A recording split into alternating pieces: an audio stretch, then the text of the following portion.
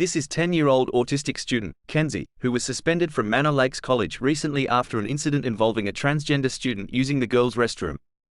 Kenzie's mother, Stacey Lawler, is speaking out, saying her daughter was suspended without any educational support regarding inclusion. She was very confused. This child stated to Kenzie that she presents as a girl, but she was born a boy. On August 21st, a situation unfolded at the school that left her feeling confused and uncomfortable.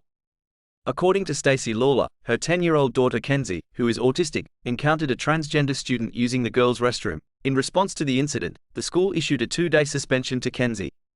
Stacey Lawler attended a meeting with school officials, where she requested the suspension be lifted.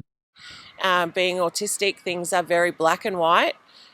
She had no previous knowledge. She needed support, and there was no support provided to my daughter. However, the school refused her request.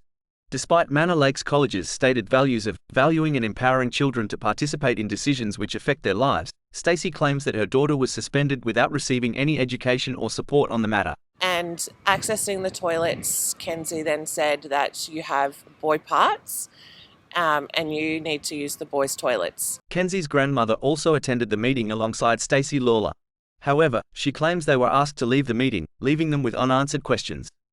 I tried to explain to Scott, the principal, that, where was the support for Kenzie? And he just kept saying, this is warranted.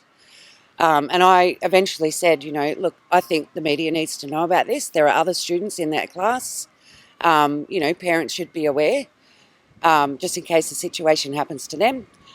And as soon as I mentioned media, Scott asked us to leave. Wyndham TV reached out to the Minister for Education for an interview but received no response. The lack of communication has left Kenzie's family frustrated and seeking answers. According to the suspension notice, Kenzie was accused of behaving in a manner that posed a danger, whether actual, perceived, or threatened, to the health, safety, or well-being of any person. The accusation stemmed from what the school deemed a highly inappropriate remark Kenzie made about a person's identified gender and the use of the bathrooms. This remark reportedly caused emotional distress to another student. Despite the emotional upset experienced by Kenzie, her mother believes that her daughter's confusion and lack of understanding were not taken into consideration.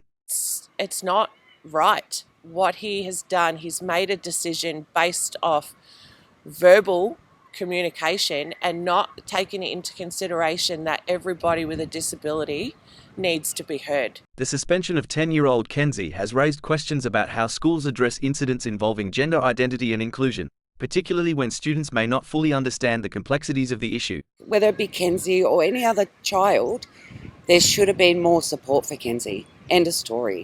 As the debate continues, we hope for a resolution that ensures the well-being and education of all students involved. And I would like an apology for what my daughter has been through.